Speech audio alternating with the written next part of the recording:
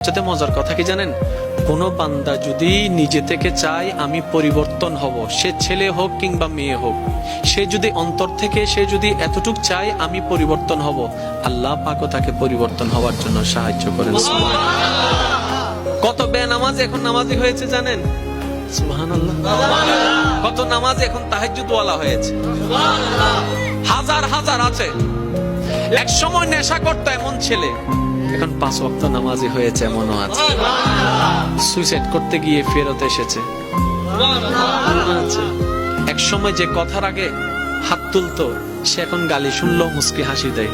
তো বন্ধুর একদিন তাকে জিজ্ঞেস করে, কিরে নেতা, তুই না কথা বলার আগে হাত তুলতি? তখন সে বলে, পাগল ছিলাম তখন তুলেছি, বুঝতে পেরেছি ওই জগতে কিছু নাই, আল্লাহর প্রেমের ধৈর্যের জগতে অনেক বড় নিয়ামত আছে। এত বড় বড় সফল ব্যক্তি যদি ছোটবেলায় লাথি খাইতে পারে, আপনি পারবেন না কেন?